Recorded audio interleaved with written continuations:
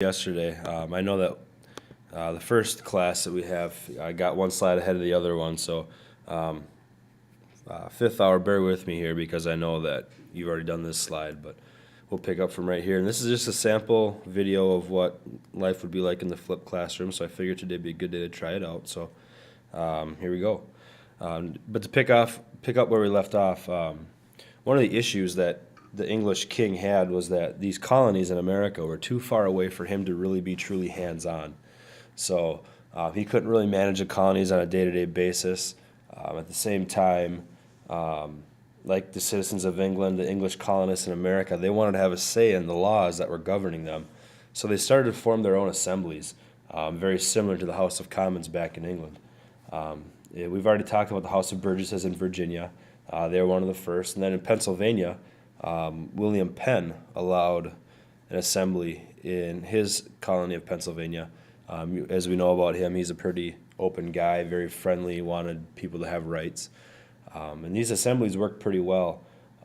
They imposed their own taxes, they managed themselves in the colonies, and although the colonists governed themselves in some ways, England still had ultimate authority over them. The king would appoint royal governors to rule colonies on his behalf, and we saw that in Georgia, the Carolinas. We're going to see it with Edmund Andros in Massachusetts.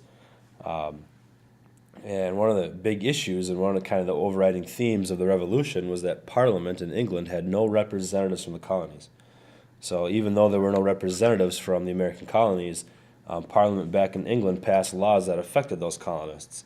And they disliked the laws, and they began to clash with the royal governors over how much power England truly should have in America. And these conflicts became more intense in the late 1600s. Now, the reign of James II, the King of England, really threatened the colony's tradition of self-government.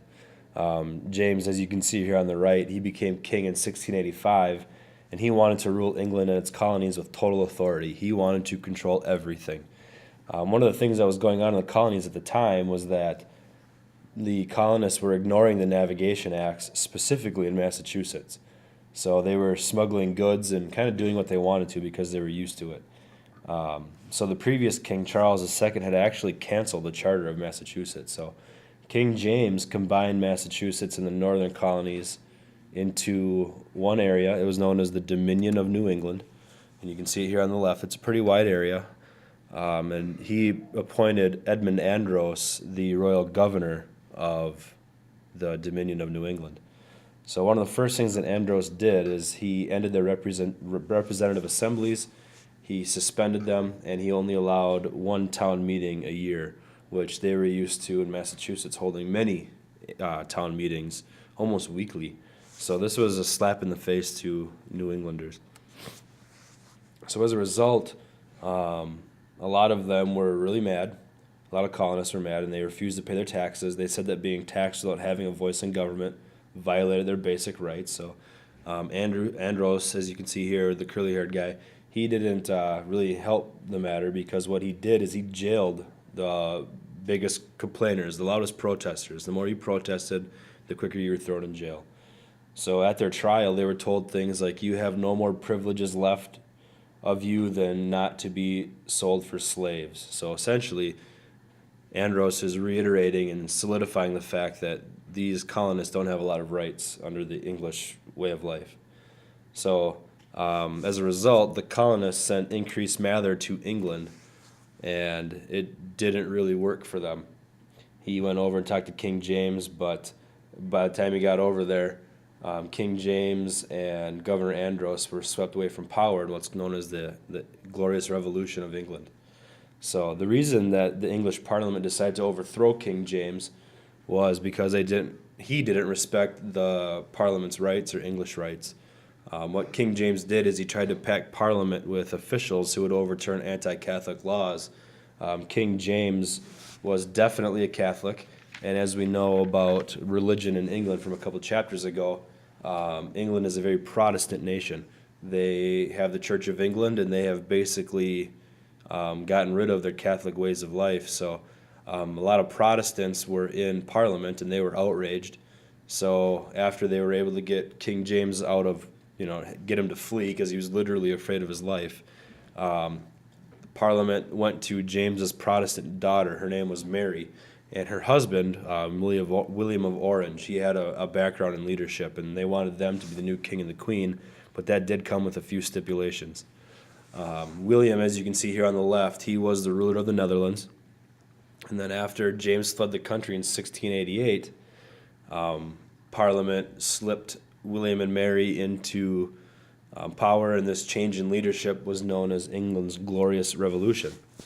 So one of the stipulations that I talked about was right after William and Mary took the throne, in 1689, they agreed to uphold the English Bill of Rights, which was an agreement to respect the rights of English citizens and of Parliament. So under it, the king or queen could not cancel laws or impose taxes unless Parliament agreed. Free elections and frequent meetings of Parliament were mandatory. They had to be held. Excessive fines and cruel punishments were forbidden, and people had the right to complain to the king or queen in Parliament without being arrested. And these are all basic rights that we have in America that were based off of the English Bill of Rights. And they all can be traced back to this document. So one of the main things with the Bill of Rights is that it made it so the government was to be based on laws made by Parliament and not on the desires of a ruler. And the reason they did that was because they didn't want a tyrannical leader, someone who maybe is a bit grumpy or has a bad way of communicating with people. They didn't want someone to just make laws on a whim that affected English rights. So when the colonists caught wind of the English Bill of Rights, they quickly claimed these rights as their own as well. And then when they heard of the revolution, that King James was out of power, they figured, well, Edmund Andros must be out of power too. So the Bostonians immediately jailed Andros, and you can see that in the picture here, and you can see lots of jubilation and smiling faces and a little drummer boy. People hanging out the window yelling at Andros, but you can see him there cuffed and ready to go to jail. So after the Glorious Revolution, Massachusetts obviously regained their self-government. They did still have a governor appointed by a crown, a royal governor, but that was someone that was put there by William and Mary, someone a little more friendly towards the colonists. So for a period of about 50 to 60 years, England hardly interfered with anything in the colonies. And it was kind of a hands-off policy. They just let the colonists do their own thing. And this hands-off policy is known as salutary neglect. That will definitely be on your test, hint, hint. But the colonists got used to acting on their own, and by the most part, things were pretty good in the colonies. Here you can see how, it's a little bit blurry, but you can see how colonial government worked. At the top, you have your British crown, so in this case, William and Mary. And then underneath the British crown, you'd have that royal governor, someone appointed by the crown. He would oversee colonial trade. He had final approval on laws in the colonies, and he could dismiss the colonial assembly if he felt it fit. This would be a guy like Edmund Andros, or they actually don't say the name of the new royal governor after William and Mary take over, but down in the bottom right corner, you can see the Colonial Assembly. This is a group of people. They were elected by colonists that were eligible, usually wealthy white men in the colonies. They would make a lot of the laws. They did have the authority to tax. Then kind of a unique situation here is they paid the governor's salary. So if the governor and the assembly weren't getting along very well, the Colonial Assembly could hold the governor's salary over his head, which would be kind of scary. That'd be like if you kids could determine my salary. If you didn't like what I was doing, that would freak me out definitely, and I'd probably be poor. But in the bottom left is the council. They were appointed by the governor. They were kind of an advisory board, so they give recommendations on everything from trade to maybe education to immigration, all types of things.